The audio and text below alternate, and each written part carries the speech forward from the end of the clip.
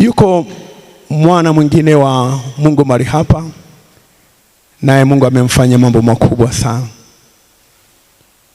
Huyu alikuwa na tatizo la uzazi kwa muda mrefu.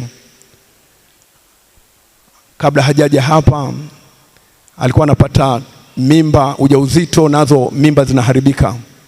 Aliharibikiwa mimba 3.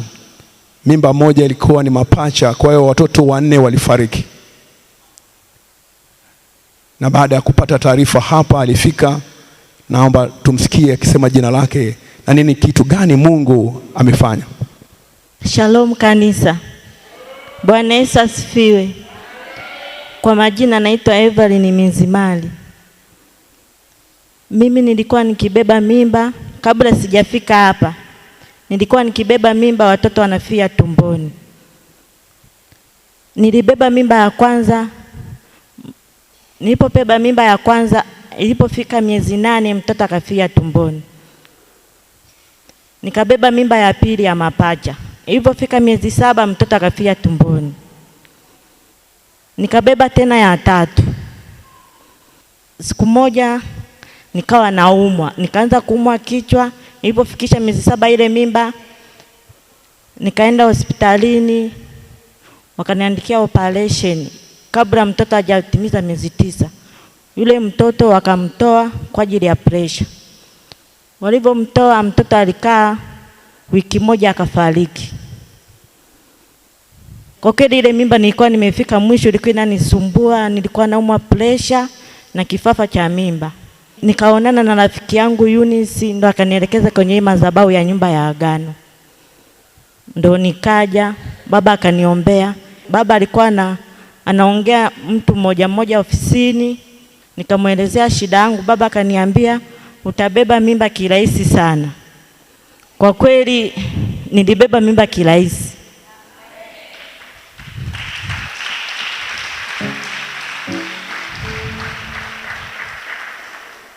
Kabla ile operation ile nyingine haijapona, nikabeba mimba, nikawa naendelea kuja hapa.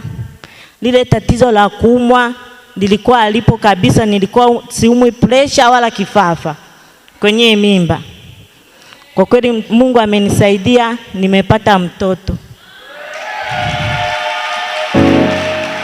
Naomba mshangilie Bwana Yesu zaidi. Sio jambo dogo, mimba, watoto 4 wamefia, wengine wamefia tumboni. Na sio kwamba ni mimba changa za miezi 2 mitatu.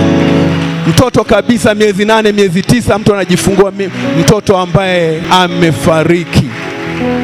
Wamama wanafahamu ni uchungu mkubwa namna gani. Unataka kusema nini sasa kwa ajili ya watu walioko hapa?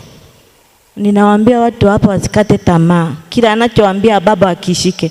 Baba alikuwa akinitamkia kila siku, mimi yale maneno nayaandika, naenda kumkumbusha Mungu. Mungu umesema mimi nitapakata mwaka huu, na nitapakata kweli kupitia nyumba ya madhabahu ya nyumba ya agano.